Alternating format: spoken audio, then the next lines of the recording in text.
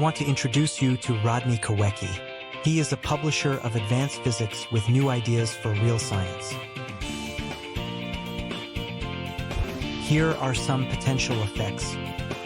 1. Gravitational framework. Dark matter provides the necessary gravitational framework for galaxies to form. It creates a gravitational well that attracts visible matter, helping to pull together gas and dust to form stars and galaxies. 2. Galaxy clustering. Dark matter influences the large-scale structure of the universe. Its distribution affects how galaxies cluster together, forming groups and clusters which can lead to the merging of galaxies over time. 3. Stability of galaxies.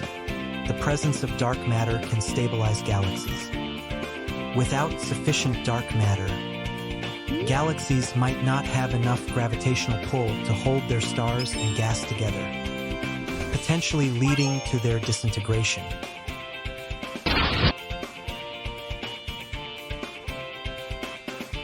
Key concepts.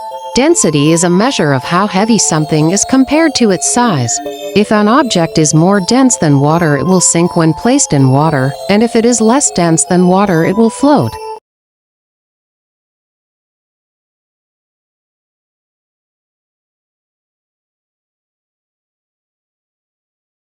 Modern physics correlates with relativity, with the idea that space is a low-density vacuum, an almost perfect vacuum with no energy. And therefore, it cannot hold up planetary bodies or even universes. This is relativity in today's physics. This is illustrated by scientists Albert Einstein, vaguely, and other scientists. The Mitchell and Morley experiment that tried to get a perfect acceleration force for light. The cosmic effect. What is it that when two bodies are so close together, what is that space? Because they are similar masses, existence that is compressed between them. If you when you see this or view this video, as well as already know, dark matter is space. It is a vacuum. But my thinking on this, big thinking, is the idea that it works a negative space field, which means there's no detectable energy except for virtual particles that they observe. The virtual properties or particles exist in the Newtonian frame, and that is that as the planets exist and are in motion, orbiting at certain velocities and rotating, they exert a charge between them. And this is Newtonian physics. What I mean to say is all these stars, like a solar system, they all work in harmony and they all work in uniformity, and they are consistent. And they are consistent to the Hubble sphere, the expansion field, which is space. So these positively, and this is not in your textbooks in universities, so the positive planetary bodies made of the same stuff that repel, as in the Casimir effect, put a negative charge between them, which the cosmic experiment tried to find proof of. Now this charge is relative to a low density charge, and it must be doing something to make it have the ability for the planets not to fall. I mean, you consider the planets as high density, very heavy, a lot of energy, and then space, that dark matter, is just the opposite. It's low density, and there's no detection of any energy, but yet the planets don't fall. My idea comes from the Alcubierre warp drive. The negative energy produced in space, as Michael Alcubierre, uh, explains in his theory on warp space, or the space bubble, or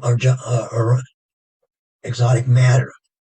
Now, this may be exotic matter, but it's space. Instead of the attraction, the space vacuum sucks up the energy in the planetary bodies, or that energy, and it makes it neutral. So this parallel neutralism between matter and deep space is a negative charge, weightlessness, no time dilation as you accelerate, and the space, just the opposite of positive matter, negative energy or negative matter, which is dark matter or dark energy, does just the opposite. Now, this is not in relativity or any in the textbook. Relativity was a textbook. GRD, general relativity, is a textbook study taught in universities. It talks about positive matter, but it doesn't talk about negative matter. Uh, it illustrates gravity, but it doesn't. It tells how heavy things are, how moving objects on our planet increase in acceleration when they move or are accelerated, but it has nothing to do with travel in space. So his conclusion was space is the same. That uh, the energy in the center is still positive, but low density. So again, I say, well, how come the planets and galaxies don't fall? In this video in all my videos and books, I illustrate a perfect vacuum space field, a push force at the Hubble rate. Now, again, they said this pressure from pushed on uh, negative energy or empty space or space itself is low density. But if the field is, the dark matter is low density, and the Hubble sphere, the balloon that's expanding our universe, is getting bigger, it's putting pressure on the space, on this low density. And instead of a low density, it's rippled by the expansion, which is greater than the speed of light, as Hubble explains it.